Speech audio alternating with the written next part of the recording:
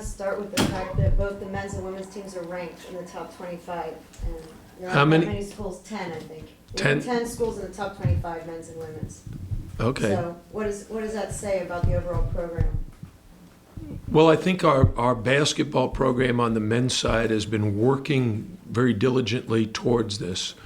And we've been a little bit behind the women's program because Katie had already built a very strong foundation. And when I got here, she was already the national coach of the year and was very experienced with what the women's program needed to do to get to the point where they'd be in the top 25.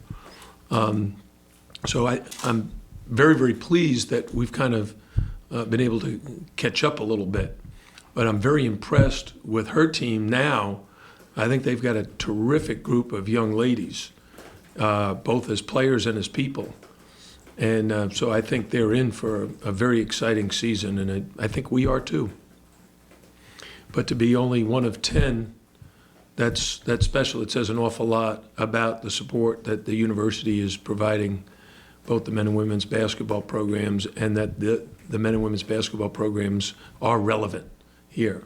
Everybody talks about the football program and how important it is, and we all agree with that. I love the baseball program under Jim Morris. He's made his program very relevant, not just in the ACC, but on a national level, getting to the World Series last year. And I think we have a very good group of coaches here in the department that are each working hard to get their program where it's recognized in the top 25. Coach, speaking of 10, just talk about the, 10 days since your last game. What do you guys do to stay active? I know you guys practice, obviously, but just to keep that game intensity, what do you do in that time frame? Well, I was very, very concerned because last year we were not very sharp. And I was very concerned going into our Eastern Kentucky game, which happened to be December 19th. And we didn't play very well. But looking at our players and our practices this week, I'm very pleased with where we are. I think we're in good place mentally and physically. I think we've got a major challenge in the College of Charleston. I think they're a very, very solid team. Canyon Berry's an outstanding scorer. Their guard play is very good. They're inside guys. They have a whole new team, basically, other than Canyon Berry. They've got 4 new starters and a bunch of new guys off the bench. So they present a lot of challenges to our defense. They have a 6'5" point guard who posts up. Well, Angel doesn't normally see that. They have Canyon Berry who can post up. He runs around the perimeter, and they spend a lot of time screening to get him open. So that presents a lot of challenges to Sheldon and Davon, who are likely to guard him the most. But they also have some big guys. They have a freshman named Jarrell Brantley, who I think is an ACC caliber power forward. He's very, very good in around the basket. He's 6'7", 245 pounds.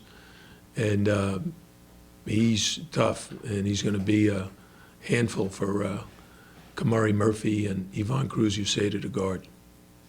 You were asked about the long layoff already. I wanted to ask you something sort of different about it. Was there anything in particular you had the team work on during, the 11 days when you actually played, but is there something that you really wanted to focus on during the time? Well, the thought was we're not going to give him as much time off as we did last year. I thought last year we needed time to rest and recover. We had played a lot of games in a very short period of time last year. This year we're more experienced, we're older, we're a little more physically mature. So normally I would say I could give this team more time off. But I think the more time I give them off, we get a little rusty. So we didn't give them as much time off, and we really worked on our defense. That drill that I mentioned after the last game of playing 4-on-4. And we've brought Tanya and Buka into that because when we were playing the 4-on-4, first couple of weeks we did the drill, we had Tanya and Buka really working on post play at the other end of the court. Now I wanted them to really have to guard smaller, quicker players. And I think it helped them. I particularly like the improvement I see in Buka. And Tanya's fine physically? Yeah, he got a different leg sleeve that I guess gives his kneecap a lot more support. He just had I don't know what you call it, a knee issue around the kneecap, but he practiced great.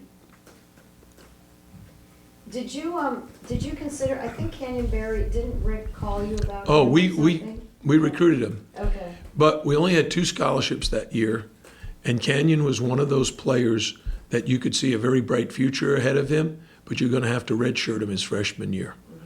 And we weren't in a position, we were just getting started.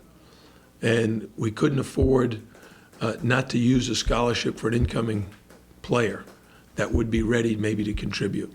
Unfortunately, we signed Melvin Johnson, and then he ended up not coming. So it didn't work out in our favor. But he made a good choice in a sense that the College of Charleston, I think, has helped him become the player he is today. But he chose it, I think, primarily because of Bobby Cremens. And Bobby Cremens retired, so he didn't even get a chance to play for the man that he really wanted to. what is it about his style of play that, I think he's had 5 games with 20-plus points, and was He's just very last year. skilled. Yeah. He's very skilled. He can shoot the 3. He can put the ball on the ground. He's very good going to his right. He's an excellent free throw shooter. He's got a lot of offensive skills. He shoots them normal, right? He shoots the free throws normal, not underhand. He shoots underhand. Oh, he does? Yeah. Okay. And he's shooting about 86, 87%.